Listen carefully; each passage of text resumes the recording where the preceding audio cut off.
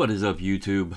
Bubbles and Ball Cards back with another video. Hope you all have had a wonderful weekend, and I hope everything is treating you well going into the next week. Happy first day of May. We are 1 month away from being halfway done 2022, and that seems crazy to think. Anyway, I just wanted to get on this evening. If you enjoy the video, give it a thumbs up. If you enjoy the content of the channel, whether this video or any others, hit the subscribe button and turn the notification bell on.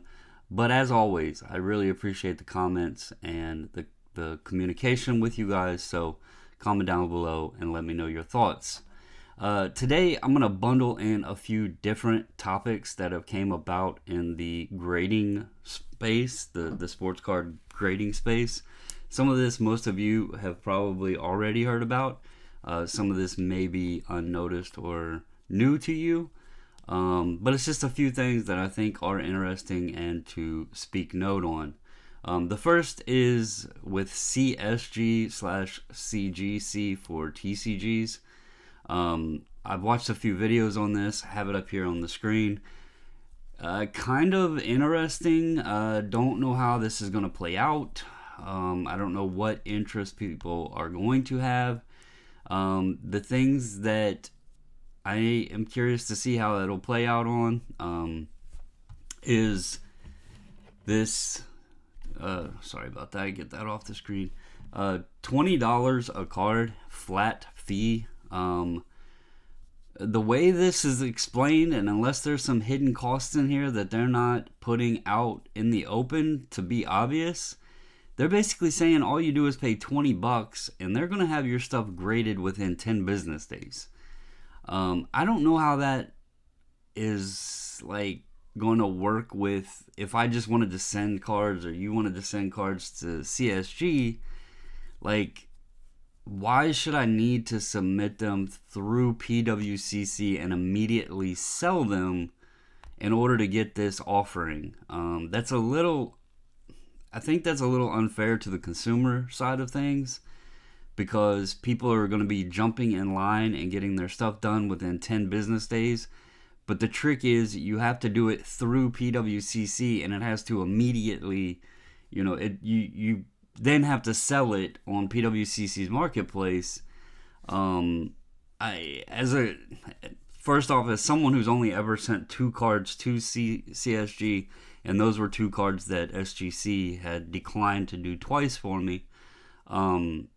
If I was a consumer of CSG, I would be kind of pissed about this, to be honest with you, because to submit with CSG, you have to have a membership.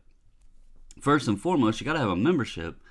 But secondly, for a 10 business day turnaround, it's going to cost you a bit more than $20. And not only that, but they're saying regardless of value. So, that to me as a consumer, I would not be happy with that. Especially if they were the company I was using. But anyway, it's saying $20 per card regardless of value, genre, category, whatever. It includes shipping costs from PWCC to CCG and back to PWCC for sale in the weekly auction. No upfront costs. The deduction for the grading comes out of after the card is sold. 10-day turnaround. Every card you submit will be graded within 10 business days. Cards will then be entered into the weekly Sunday auction queue. Unlimited submissions. It does recommend that you submit a card with at least $100 value to ensure you maximize your profits. It says if you submit a card that sells for $20, you will net zero, since you will be paying for $20 for the CCG grading process. No paperwork. This was another thing interesting to me. No paperwork. Don't even have to fill out a form.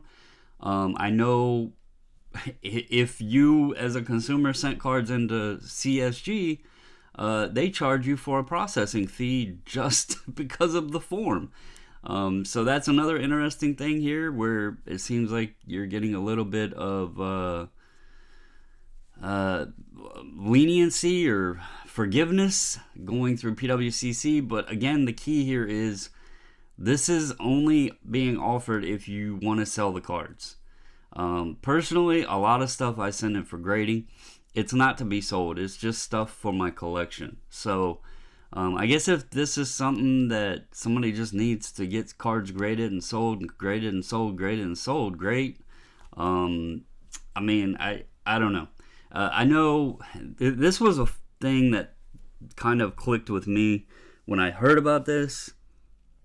And some may agree or disagree. Some people may not even know what I'm talking about. There was a big gripe with SGC, not specifically with them as a company, but people were griping that InvestaCard was hurting SGC values with them doing a similar process as this. Their process was you sent InvestaCard cards, they'd get them graded, InvestaCard would then sell them for you. They would cover the grading fees, and then they got a cut, off the final sale. And people said it was hurting values of SGC because, they were slapping cards up just nonstop, random hours in the middle of the night, stuff that,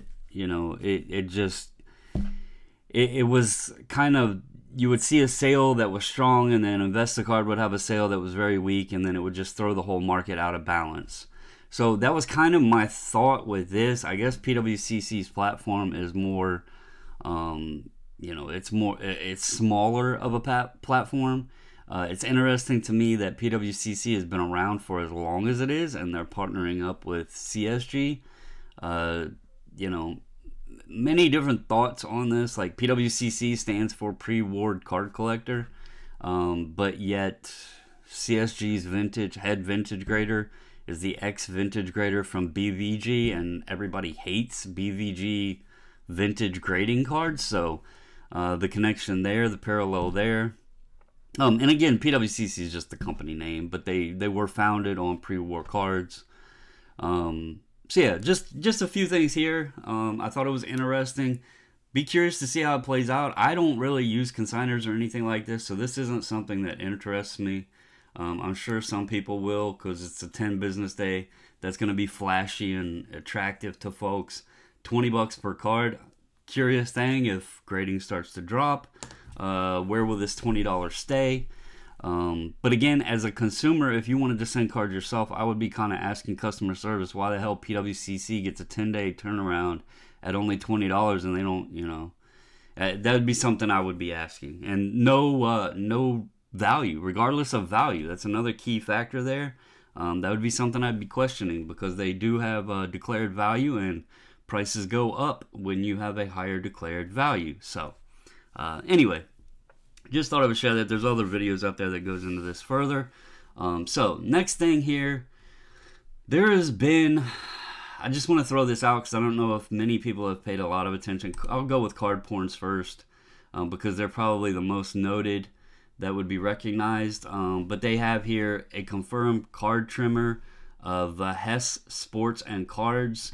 There's a 2021 Don Rush Josh Giddey Next Day Auto. There's, posts that show this card where it was raw, and has, showed where it was trimmed. It's obviously in a PSA 10. They speak of it over here. But to make matters worse, this is a common thing, looks like, going around. This is on Blowout forums. There's a list of cards here that apparently have been submitted by Kong53, aka Kong's Cards 53. This is all 2021 contenders subs to PSA. You notice here 10, 10, 10, 10, 10, 10, 10, 10, a lot of 10s here. But the key with this one is there's also evidence here of trimmed cards, and it's pretty obvious. Now, I was curious on this. At first I was like, well, how do they know this is the same card? But really, if you look at the autograph, I'm guessing that's where they are keying in on, is the autograph. This is the same autograph, you can tell, no doubt.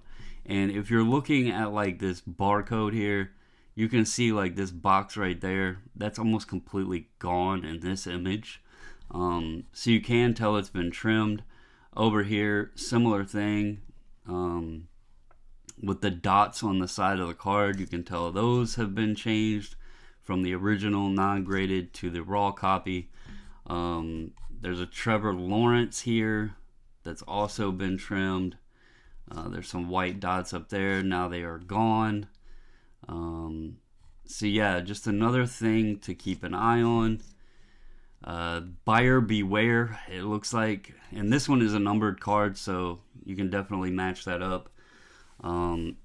Buyer beware, it looks like trimmed cards. You know, it's always been an issue, but it looks like they are now trimming 2021 cards, scissoring them up a bit, getting some 10s out on the market. And it's a shame, but apparently they're getting through. Whether this is knowingly like a little inside deal where the people know it's done and they're just letting them slide, that is to, you know, I can't speak on that. Is it growing pains? Is this just new graders not catching it? I don't know. So yeah, just something else out there to keep an eye on. You know, there's fake slabs and everything else is so much right now that you got to pay attention to. It's kind of sad, but anyway, just something else I thought I would share. So next I'm going to speak on SGC. Breakout Cards did a video. I didn't pull that up to show the video, but it was the one about the King Griffey Jr. Tiffany's. Somebody shared information with him. There's a guy that apparently was adding gloss to regular tops traded King Griffey Jr. rookies. Sold approximately $10,000 worth, and finally somebody caught on to it.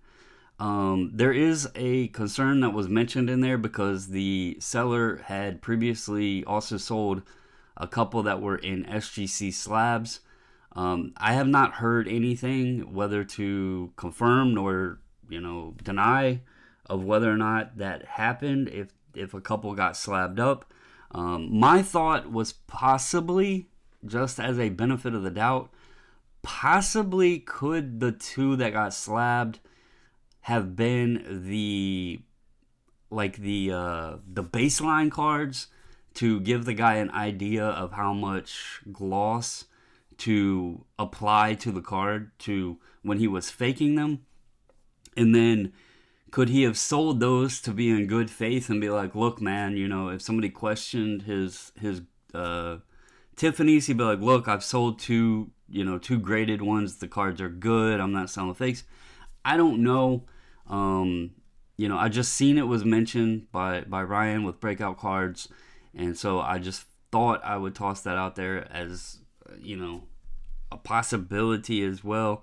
I'm hoping it's just a case that those two were just his templates, so to speak, to what he used to kind of decide and practice his craft of adding the gloss. So now, I also picked up on this. I watched this video. This is Jeremy Lee, Sports Cards Live. I'm going to play a little bit of this clip. Hopefully you guys can hear it. This is him with Mike Geo of Sports Card Nonsense. This is some other news with SGC. I'll be honest, I don't know a ton about it. This was the first I had heard of it. This interview was done last night. But it sounds like ESPN, SGC has tossed some funds into an investment with Mike and Sports Cards Nonsense on a new platform that's going to be releasing called Card Shop Live, I believe. I'm going to let you listen to Mike and what he says, and then you can comment below and let me know your opinions. CTO. What was your next? I'm sorry, Jay. What was your next question? The money. Where'd you get the money? Oh yeah, so we had a private investor, actually a guy who knew Eddie. He just got a bunch of money. I mean, I came up with the first chunk of money myself.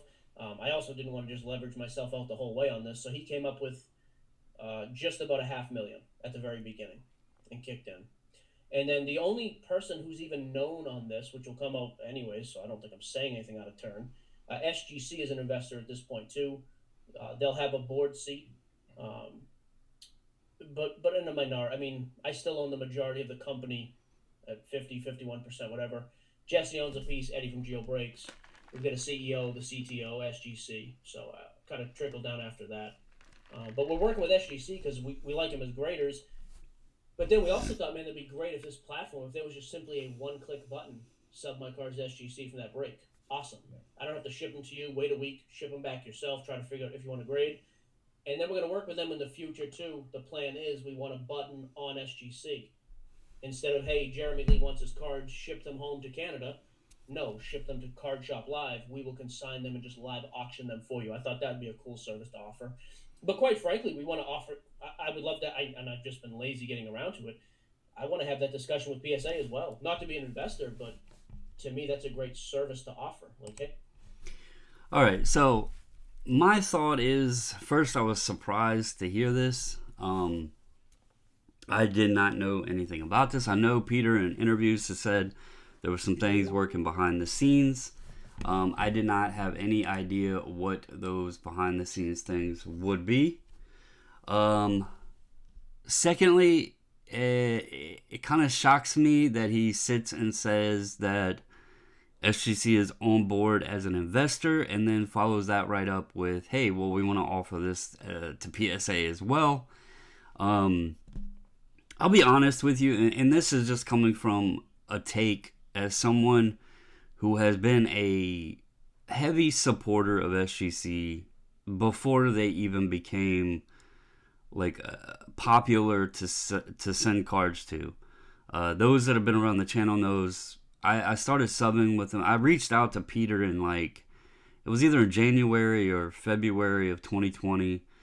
Sent my first submission in, I'd have to go back and look, but it was either late February, early March. It was before the pandemic hit. It was before PSA shut down, all of that stuff.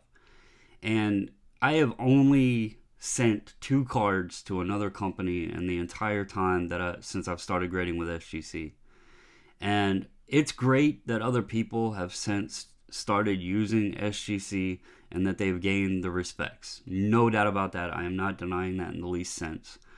What does scare me, though, is a lot of the people, and I don't know if others have noticed this, but a lot of the people that have submitted with SGC over the past, year and a half, whatever, other group subbers that have came on, more popular, bigger names, they started their business for submitting cards with PSA.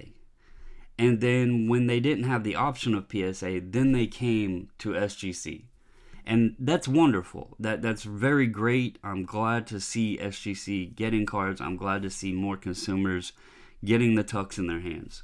My concern is, though, will those people continue supporting SGC as heavy once PSA offers and says, hey, you guys can start group subbing with us again? That's a concern I have. It's a legitimate concern. Even in this aspect here with Mike saying they like SGC, it is a concern to me as someone who's used them and supported them so heavily, that I guess I just don't understand how he's going to say, well, they're going to invest in this and put money into this project, but then he wants to reach out to PSA.